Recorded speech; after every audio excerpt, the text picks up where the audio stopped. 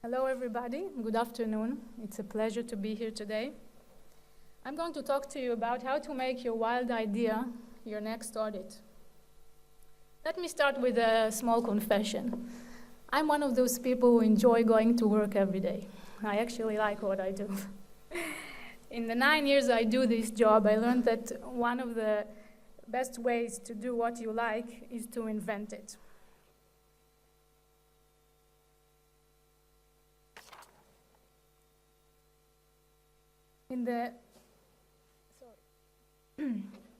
It was almost 3 years ago when I ran into this article in a weekend magazine. It was about food wastage in the world. It was about the fact that 30 to 50% of the food we produce is wasted from farm to fork.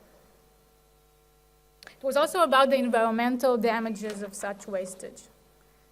I found this phenomena very interesting, and when I read about how other countries try to deal with it, I thought, why shouldn't we audit it?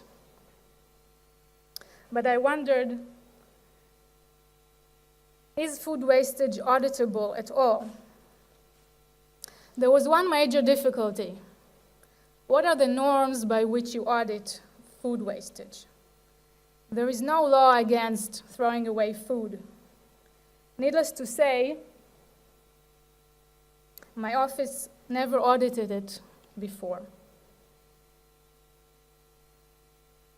After the weekend, I went to my boss with the article and suggested to consider it as an audit of an environmental issue. Well, he wasn't too enthusiastic, to say the least. He was polite, saying he'll read it, but never got back to me. I should mention it was shortly after my department was assigned to audit environmental issues. At that time, we were still very green, in the sense we had little idea what green was all about. A year later, my boss calls me and said, there are 2 topics the management planned for me, from which we'll have to choose one. I must admit, neither of them appealed to me. At that time, I started to collect ideas for audits and put them in a folder. So I went to my folder and pulled out 2 topics. One of them was food wastage, which was my favorite at that time. Again, I went to my boss. Again, he wasn't enthusiastic.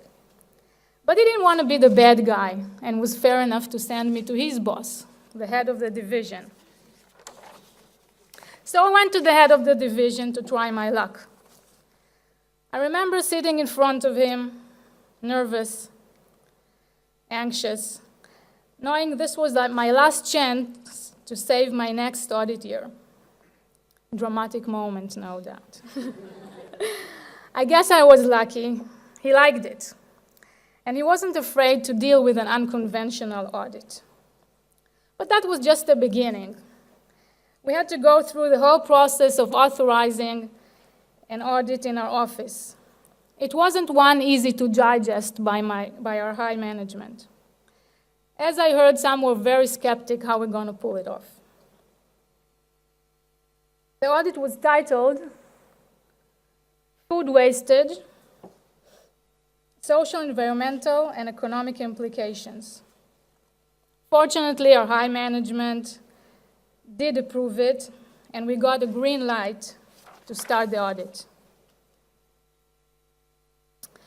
We were a team of 4 headed by myself, my ex-roommate, Mrs. Chaya Lanier, and 2 colleagues from our Haifa branch, Mrs. Julie Ben-Naim and Baruch Liebman. I'd like to share with you some of the fun and excitement we had during this audit. Perhaps the strongest benchmark to our audit were government plans and private initiatives already made in other countries.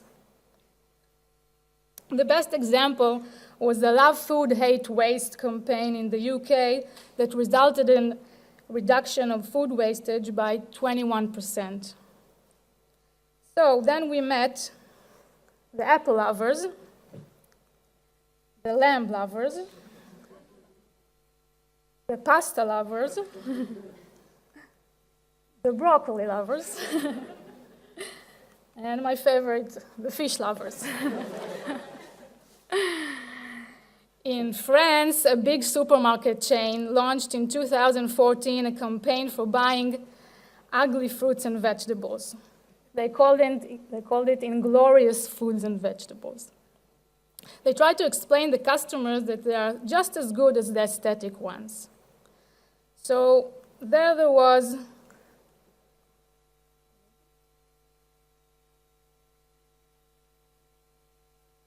the ugly carrot in a soup, who cares? The hideous orange makes beautiful juice.